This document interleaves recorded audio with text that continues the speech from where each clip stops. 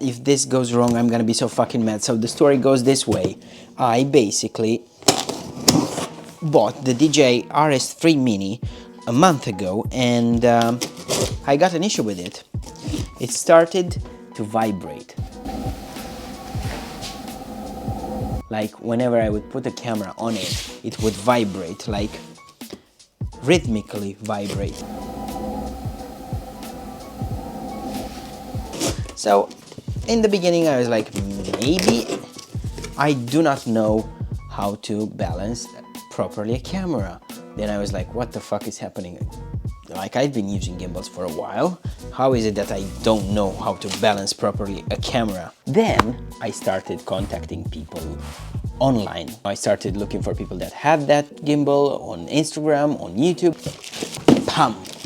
In all this, I contacted DJI and I sent them the video with the gimbal doing the noise that you're hearing right now.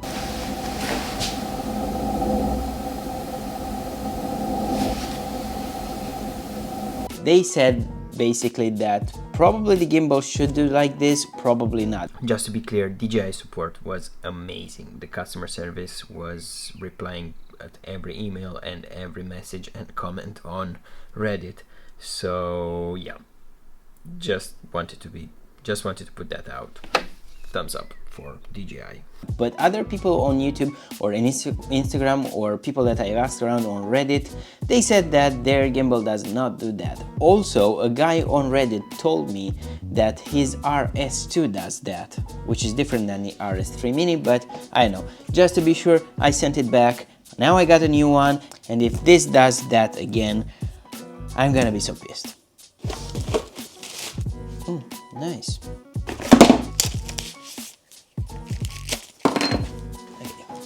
For the sake of this experiment, we are going to use the Fujifilm X100F, which is super light and it should work without a single problem.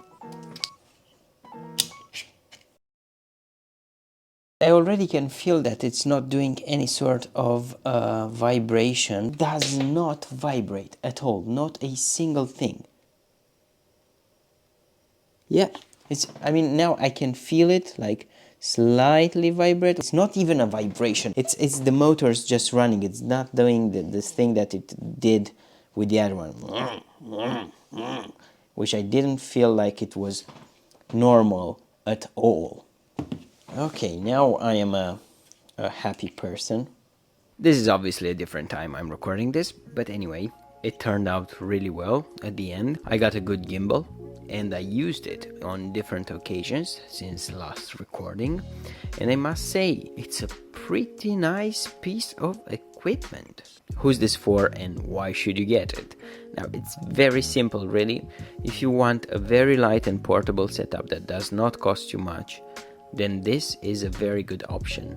Your arms will actually thank you for it, and you can carry it with you around all day long if you shoot weddings, if you shoot events, if you shoot stuff where you're required to, carry it with you in your hand all day long, like I do. I usually shoot video with the gimbal in my left hand and I take pictures with the camera in my right hand. Another thing worth mentioning is the app. DJI has made a really good app and I find it very useful. I love the fact that I can control the gimbal with the app. For example, when I want to present a new camera or a new lens, I will mount it on the camera and I will mount the camera on the gimbal and I want it to rotate, and I know it just makes a nice effect if I don't have to, for example, keep the button pressed so that the gimbal turns. I can just do that from the app. You can do that with other brands as well, but anyway, probably not worth anything for you, but I like it. Battery life. I did not have high expectations in terms of battery life, but I shot a military event and an e-commerce event, and in both cases the gimbal lasted all day long. Of course, I turned it off when I wasn't using it. I didn't feel that much of a difference between this gimbal and my old Zhiyun. The only thing is that you cannot remove the battery and charge it separately.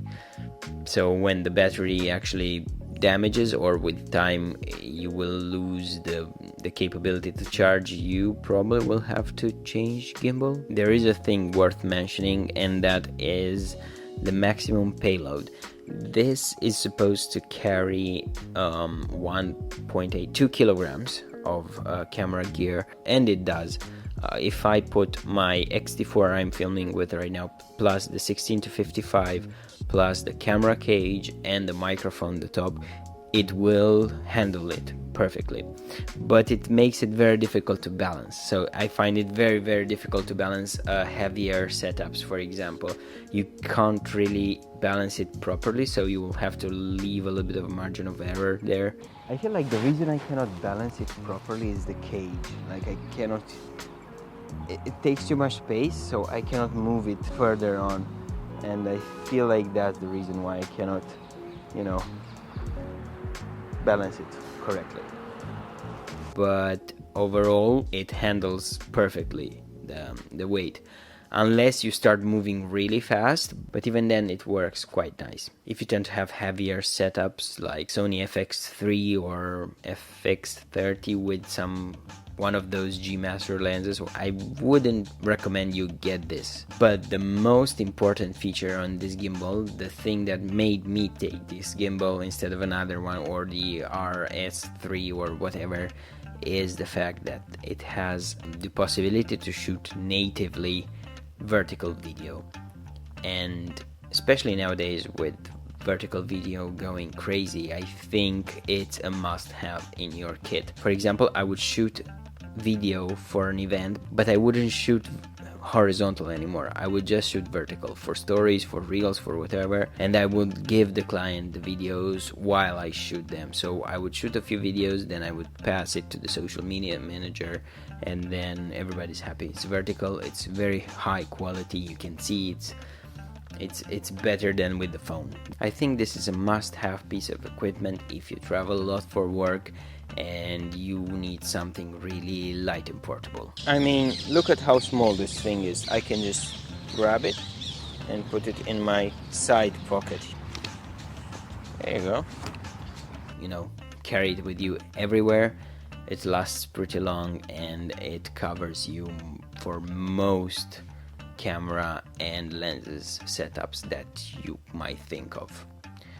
I mean, if you travel a lot, I am pretty sure you don't carry with you too much equipment anyway, so this will cover you in any case.